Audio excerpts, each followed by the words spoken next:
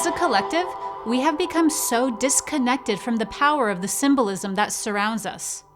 We have become so disconnected from symbols and their meanings that we actually only view symbols as having a negative orientation while we're first stepping into our spiritual awakening journey. This is what I call the neophyte stage of awakening. And when we're in this elementary form, we tend to only know the fear-based and the negative orientation of any of the knowledge that we are incurring at this time. So today I'm going to be talking about the objective power of the symbols that surround us. In my video, Why People Fear Spirituality, I talk about how when we first enter the spiritual realm, that it's common for many people to be in a state of confusion and fear, simply because we're in a state of not knowing, and that can be very vulnerable and overwhelming. It's during this phase specifically that when we're introduced to certain symbols, that we typically only know their negative orientation, the one that is being used against us. And because of that, we aren't at a stage yet where we can understand the objective power of symbolism. As a neophyte, it is entirely natural for us in these beginning phases of awakening to be hyper-vigilant and even trend towards paranoia when it comes to symbols and them being used, because the majority of the time, they're being used in their inverted form, meaning in their negative, manipulative, and subversive use. So what symbolism is in this reality are powerful portals that are meant to express archetypal powers that then get channeled, transduced, and funneled into symbols. So if we only know the negative orientation of any symbol, then we will naturally think that the power behind that is only being funneled, is only being harnessed and used in a disempowering and a negative way, without knowing that that is how it is being welded. It depends on who is behind the welding of that symbol. It is not the symbol itself. The symbols themselves, the overwhelming majority of the time, are entirely objective, meaning they are entirely neutral. It is who is behind the harnessing and their intent that determines whether that symbol is being channeled, that natural force that is coming through it, and used in a negative way or in a super positive and beneficial way. We do a great disservice to these symbols when we look at them only in the form that is meant to disempower humanity. It's not our fault, we don't mean it, but when we don't know enough, when we don't have enough gnosis and the knowledge behind the objective use of these symbols, we accidentally look at them like they're the bad guy. What this really means is that we can end up fearing our own power, and not just our own power, the universe's power, which is used through the architecture of symbolism. And so when we're looking at symbols, be they the as above, so below, or be they the pyramid, or whatever have you, and we're looking at them through the lens of their negative connotation, the ones that have been associated in a disempowered and an inverted way. What it's very important to know is that that is not its final form, nor does that even mean that that symbol agrees with the way that it's being used by those forces. What's even more important to know is that the ones that are using that symbolism in an abusive and a subversive way would love nothing more than for you to believe that that is theirs. They would love to claim it as their own. They would love you to never know its objective, universal power. For instance, if we've only known the Hermetic axiom, as above, so below, portrayed by subversive archetypes and subversive statues, we're naturally going to view that symbolism and only equate it with a dastardly, nefarious, and evil purpose, without knowing at all that that position that represents the symbol of as above, so below is the universal architecture to describe the universal law of correspondence. It's a law in nature, meaning that if we fear the way that it's being used, that the means and the people who were using that symbol have won, because now what we fear is the knowledge of that universal law, without knowing that there's always an exalted form and a detrimental form. So there's always two ways that a symbol can be expressed. And in its exalted form, let's call it its correct form, that same symbol we're using as above, so below. In its exalted form is the magician archetype within the tarot. And the magician is the alchemist. So you have the alchemy of as above, so below. And within that same symbol, in its highest and correct form, what this is actually conveying is not just the universal law of correspondence, but it's also conveying that we can transduce, we can channel and harness the powers of the above and manifest them into the below, so that we can bring thought into form and that we can be a powerful conduit between spirit and matter. So it also shows the harmony within the human form of us being a conduit, of us also being able to know the above by examining thyself. And in doing so, seeing the nature within ourselves and correlating that with what is above us. So this law is also how we know thyself, because how we know thyself is how we also know what is above, or the universe.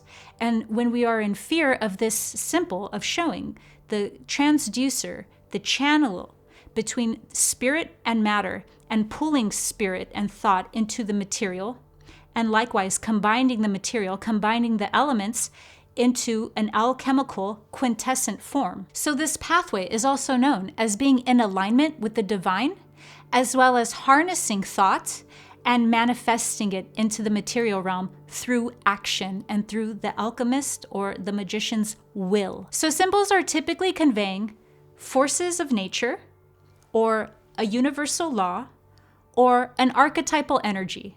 But we could also just look at an archetypal energy and a universal law and a force in nature as being three ways of staring at the same thing.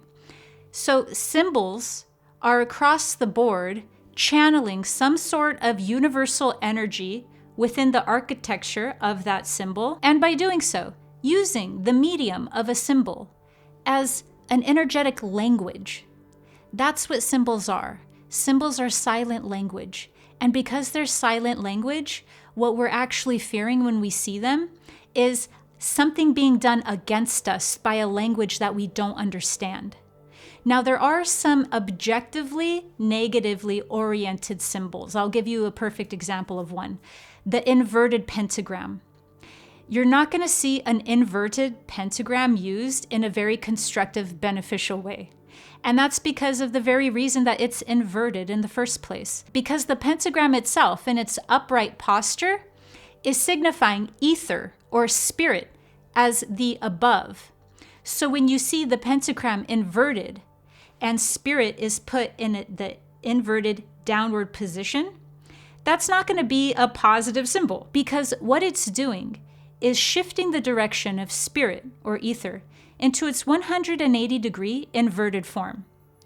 And what this basically means or signifies is ego consciousness or base consciousness. It cuts off our connection to spirit and locks us into the material realm. So there's an inherent contempt for spirit when it's locked into its downward posture. That said, it is very rare that you will find a symbol only conveying a negative orientation. Because as I said earlier, the overwhelming majority of the symbols that we see and that are of this universe are harnessing an objective universal power through that symbol. And it depends entirely, 100%, on who is behind harnessing that symbol in any given time. So it has to do with the intent behind it. You could look at symbols from this way as an instrument. Other symbols that get commonly mistaken by beginning initiates for being strictly negative are the owl, dragons, serpents, and even lions. So what's really important to know is that anytime you're seeing a symbol represented by an animal specifically, that animal's conveying a specific power, and it's in the form of something that whoever wishes to use that symbol really wants the power of that animal. It's not the animal, even if it's a dragon itself, that is doing the subversive and negative harm.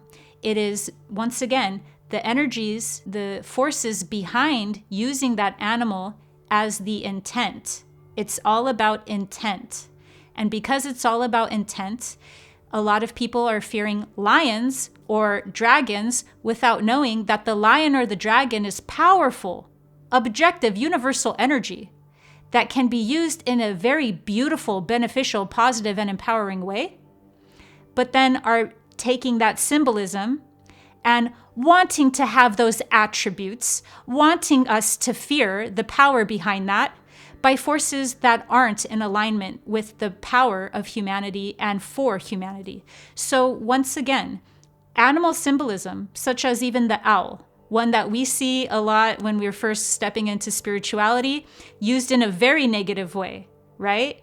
A lot of us are very familiar with how the owl is used in California. So the owl, which is an incredibly intuitive creature, which is the keeper of wisdom and has such clear vision that it can cut through the night, that it could see through the dark. We now lose connection with the power of this animal, and we begin to fear its symbol when we equate it only for the abusive intent that it is used for, rather than understanding its objective power and communing with it as the spirit animal in its positive and beneficial forms. Reclaiming the symbols and the power that they hold, the power that has been used against us to make us believe that the symbol is oppressing us and that we need to fear it, is done by understanding these very same symbols and what they convey in their exalted, upright, and aligned posture. Once this is done, you can choose to either not engage with symbols out of personal preference or to re-own the symbol, and by doing so, take it back and out of the hands of those that want us to believe that it belongs to them. We have to be willing to cultivate a more in-depth understanding of what laws and what archetypal energies are being harnessed within any given symbol, since symbols can be used to create destructive, oppressive, and fear-based realities, or they can be used to create positive, liberating, and love-based realities. This depends entirely on us doing the inner work that is required to move into consciousness regarding symbols. If not, then we are doing exactly what they want. We are playing straight into their hands. We are further adding to the ignorance and the stigma of these symbols, instead of alchemizing the abusive power these symbols have endured. For indeed, these symbols do not agree with how they have been used and have been abused. As awakening beings, we are cultivating discernment. Discernment is the most precious and vital faculty that will guide us into our spiritual sovereignty. Because of that, it is a great disservice when we do not use discernment for the symbols and symbolism that is presented within our environment. When we just blanket statement, throw them all into one category as being sheerly of a negative orientation, that is not practicing the very faculty of discernment that makes us sovereign. Because of that, when we are seeing these symbols, we are going to have to do some groundwork research. We're going to have to actually just neutralize the fear aspect of it and step into the mesoteric realm. It is this middle world. It is this middle sphere where we begin communing and connecting with symbolism and with knowledge in and of itself at a deeper, more sincere level. It is the exoteric realm, the outer shell, where we blindly fear whatever we don't know, where we don't even know that we don't even know all of what we fear. And within this exoteric sphere, this outer realm, we're not in the level of reality where we're practicing discernment. We're in the neophyte stage. And there's nothing wrong with that, but what needs to happen to get us deeper into our awakening and deeper into our true power is the courage to have more knowledge, because with more knowledge, we will have less fear. It is inversely based, meaning that with more knowledge, you will therefore be less fearful. And with that, that is the journey of awakening, because having more well-rounded knowledge leads to a deeper understanding. And a deeper understanding is the journey of awakening. It is the journey from fear to love. I hope this has helped cultivate your discernment. Make sure to subscribe to my channel for higher dimensional guidance through spiritual awakenings. See you next time.